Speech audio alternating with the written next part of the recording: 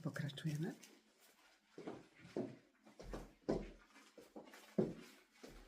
Ja si navlačiem rukavice, opäť, aby ste to mali také realistické. Ideálne by bolo, keby som tu mala nejakého modela alebo modelku, len toto je väčšinou najväčší problém. Hej.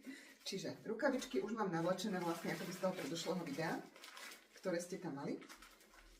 Čiže prvé idú vlastne tieto izolačné rukavice, potom človeka si natrieme, alebo sami seba si natrieme. A potom si natiahneme vlastne rukavice, s ktorými masírujeme. Tak. A teraz vám ukážem, čo je dôležité vedieť, keď idete už na to telo. Hej, to je veľmi podstatná vec. A naozaj to nie je žiadna veda. Ako dá sa urobiť aj dvojdňový kursy, môžeme spraviť, už pôjdeme diagnózy, body, všetko, koho to bude viacej zaujímať. Čiže to už bude trošku potom iný level a v podstate tam vám už viem dať aj certifikát.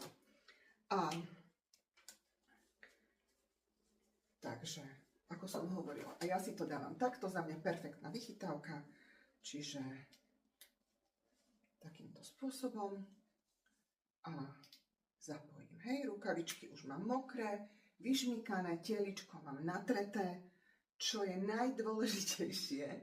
A kto si to zažil, vie, rozmýšľam, či vám to na tomto vankušiku viem ukázať, myslím si, že by ste ho mohli vidieť. Takto, pardon. Dobre, čiže prvá vec, ako zapnem BEM. BEM si zapnem stredným gombikom. A keď chcem zapnúť rukavice, najprv zapnem jednotku. Áno. A pridávam pluskom intenzitu. Hej. Tak. Ja robím spôsobom takým, že zapnem si naozaj malinkú intenzitu. Idem na to telo. Čo je dôležité, keď idem na telo? Musím mať spojené ruky. Jednoducho. Môžete ich mať takto, môžete ich mať takto. Pointa je, že musia byť niekde spojené. Ten obvod musí byť spojený. Keď si dávate ruku na telo, na toho človeka alebo na seba, to je jedno, máte spojené ruky. A až keď ich máte priložené, tak vtedy začnete s nimi pracovať. Hej? Zase, keď ste na tom tele, už robíte na ňom a chcete odísť, nesmiete toto urobiť. Hej? Ani toto nesmiete urobiť. Hej? Je to veľmi nepríjemné. Čiže sme na tom tele. Zase spojíme palce a zdvihneme ruky. A je vymalované. Všetko je v poriadku, žiadne nepríjemné pocity. Čo som hovorila o tej intenzite je to, že ja nechávam ten BEM človeku, ktorému to robím. Hej? Z jedného jediného dôvodu, že on si reguluje intenzitu. On rozhoduje. Ja nemusím sa ho vypytovať pri každom pohybe, ako mám zmeniť intenzitu, pretože každá tá časť ľudského tela znesie inú frekvenciu. Poviem príklad. Tu na túto oblasť ľudia znesú naozaj veľmi veľa a je im to veľmi príjemné. Hej? Takisto chrbát, oblasť lopatiek znesie veľa. Keď už idete na krk, potrebujete ubrať. Keď idete na trapézy, môžete pridať. Keď idete na ramená, už pomaly uberáte a postupne na ruky uberáte tiež. Hej? Tvári sa vrátime, to bude zvlášť kapitola. To je úplne že iná intenzita. Takisto, keď robím brucho, hej? Toto je jinová časť, toto je jinová časť, hej? Že myslíme, ako ja to spájam si, ja to rozumiem tomu, že proste, kde sú tie jinové meridiány, tie nepotrebujú takú silnú intenzitu, ani ju neznesú, hej? A tam zase, kde je tá jangová časť, tej sa páči proste mať tam toho viac, ale toto vy vôbec nepotrebujete vedieť. Keď robíte sami seba, jednoducho to regulujete, keď robíte niekoho iného, dajte mu do ruky BEM. A on si bude regulovať a pridávať. Dôležité je to, aby naozaj to bolo citeľné, čo robíme. Nemusíme robiť sadistické žiadne frekvencie, ale tiež, aby to nebolo len také hladkanie o ničom, hej? Nech si to ten človek určí, aké to chceme. Čiže pridávame si, áno, takýmto spôsobom. No. A keď by ste chceli tam dať náplasť na tú jednu časť, tak urobíte jednoduchú vec, že si pripnete náplasť. Náplasť z nej si len takto jednoducho odlepíte túto fóliu a priložíte na telo. To je celé kúzlo. Hej? Takže ideálne to je, keď robíme sami seba. Ja som si teraz prepla zlú ruku, lebo by som potrebovala pravú, to je jedno. Tak niečo pre ľavákov. Takže prilepím si tú náplasť, kde ju potrebujem. Hej? To je jedno kam. A robím s tou rukavicou. Jediné, čo sa v tejto chvíli nedá, je regulovať akoby naraz obidve aj rukavice, aj náplasť. Pretože keď regulujeme náplastie, dám si dole rukavice, keď regulujeme náplastie, tak vtedy stlačíme dvojku na beme. Hej. Tá je rovno oproti jednotke, čiže pripneme si náplastie takýmto spôsobom a ťukneme si na beme dvojku. Takto. A zase tam vidíte nulu. Hej? Čiže vždy podľa toho, čo vám bliká na beme, či jednotka, dvojka, vákum alebo heat ako teplo, podľa toho, čo tam klikáte, podľa toho pridávate. Čiže ja teraz, keďže mi bliká dvojka, neviem, či to budete vidieť, tak ja pridávam náplastiam. Táto intenzita, ktorú určujem, sa týka teraz náplasti. Hej. Čiže to zistíte na tom tele, že budete sa musieť riadiť alebo tú náplasť dávať na tú časť tela, ktorá to zniesie podľa toho, čo budete mať zapnuté v rukaviciach. Hej. A nechcem vám to komplikovať proste, to je len taký upgrade. Čiže môžete používať zvlášť rukavice a zvlášť náplastie. Náplastie si môžete nalepiť, veľmi obľúbená časť sú trapezy, na obidve strany. Keď potrebujete rameno, nalepíte si spredu na rameno a vzadu na lameno. To všetko dočiahnete. Keď potrebujete SI sklbenie, tak si nalepíte. Vy nepotrebujete vedieť, ako sa to volá. Hej, vôbec si z toho nerobte ťažkú hlavu. Vy si to proste nalepíte tam, kde vás to bolí. Hej, to je celé. Takisto sa to dá použiť, aj keď sú menštruačné bolesti na brúšku. Hej, dá sa to použiť na tenisový lakeť. Dá sa to použiť na kolienko, hej, prilepíte z obidvoch strán na kolienka, vybavené, hej. Takisto si kolienka môžete aj masírovať rukavicami, hej. To je úplne, že za mňa geniálne, hej. Čiže môžete tam mať náplastie, pre tých, čo sa nechce s tým robiť, priložia náplastie, nájdu si tú intenzitu.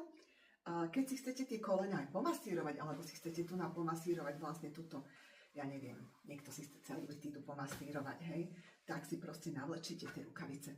To je celé, hej. Takže pomasírujete, takisto si pomasírujete brúško. Ja som aj k tomu brúšku som vám dávala taký jednoduchý návod, ako sa to robí. Môžem to ešte zopakovať. Dobre? Čiže myslím si, že toto, čo sa týka akoby tohto vybavenia, máte všetko.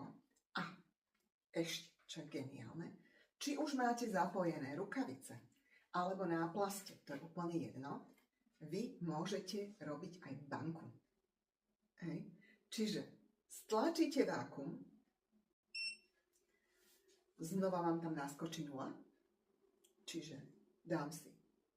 Keď dám plusko, tak toto plusko teraz, táto jednotka, patrí tomu vákuum.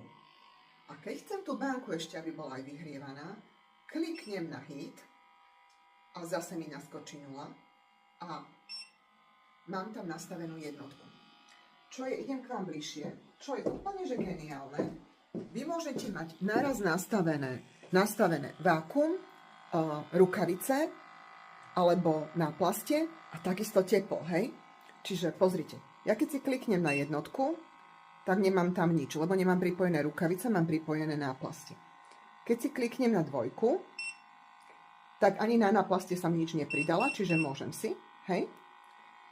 Keď si kliknem na vákum, čiže na banku, tak mi ukáže, koľko tam mám nastavené. To je od 1 do 5, hej? Keď si kliknem na teplo, znova mi ukáže, koľko mám nastavené na tom teple. Tam idem tiež od 1 do 5. Čo sa týka rukavíc a náplasti, tak tam môžeme ísť až do 99. Hej? Tam je obrovský ten rozsah, tá škala. A vákum a teplo je od 1 do 5. Teraz to jednoducho zruším. Chcem si odložiť banku, takže som si znovu klikala na vákum. Vidíte, že to meníte, čo vám bliká. Vidíte? Super. Čiže ja si tuto vynulujem vákum, lebo už ma to bolí. A zase chcem si vynulovať teplo. To znamená, že kliknem si na teplo, klikla som, hej, blika ako heat, je to tam napísané, takže dám a mám nulu. Hej. A v podstate jediné, čo mi zostalo, čo mi ide, sú rukavice a tie mám na 3. Hej. Aby som vás nemýlila, dám tam viac. Takto. Hej. Čiže zopakujeme si. 1 sú rukavice a pridávam intenzitu na rukavice. 2 sú náplaste, pridávam intenzitu na náplaste. Vákum je banka a heat ako heat je teplo.